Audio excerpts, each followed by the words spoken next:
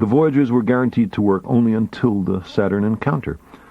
I thought it might be a good idea, just after Saturn, to have them take one last glance homeward.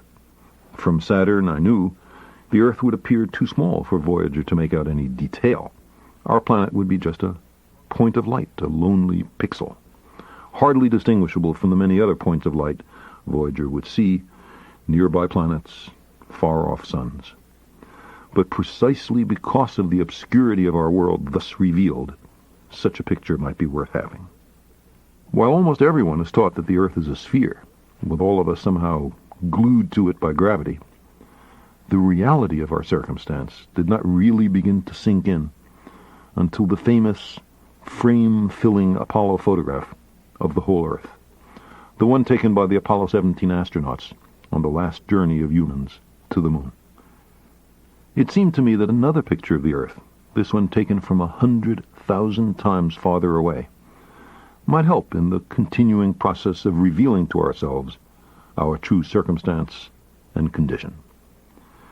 It had been well understood by the scientists and philosophers of classical antiquity that the Earth was a mere point in a vast, encompassing cosmos.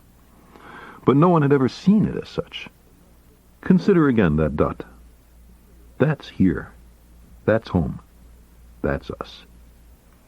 On it, everyone you love, everyone you know, everyone you ever heard of, every human being who ever was, lived out their lives.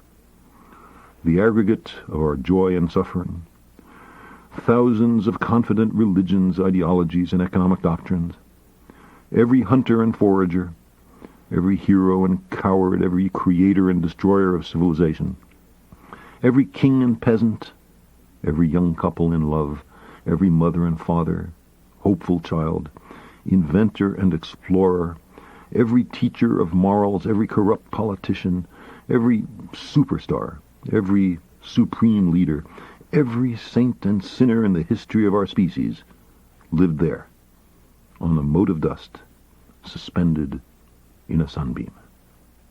The Earth is a very small stage in a vast cosmic arena. Think of the rivers of blood spilled by all those generals and emperors, so that in glory and triumph they could become the momentary masters of a fraction of a dot. Think of the endless cruelties visited by the inhabitants of one corner of this pixel on the scarcely distinguishable inhabitants of some other corner. How frequent their misunderstandings, how eager they are to kill one another, how fervent their hatreds. Our posturings, our imagined self-importance, the delusion that we have some privileged position in the universe, are challenged by this point of pale light. Our planet is a lonely speck in the great enveloping cosmic dark. In our obscurity, in all this vastness, there is no hint that help will come from elsewhere to save us from ourselves. The Earth is the only world known so far to harbor life. There is nowhere else, at least in the near future, to which our species could migrate.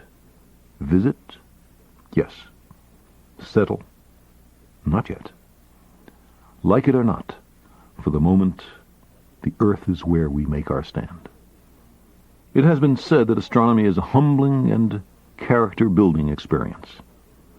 There is perhaps no better demonstration of the folly of human conceits than this distant image of our tiny world. To me, it underscores our responsibility to deal more kindly with one another and to preserve and cherish the pale blue dot, the only home we've ever known.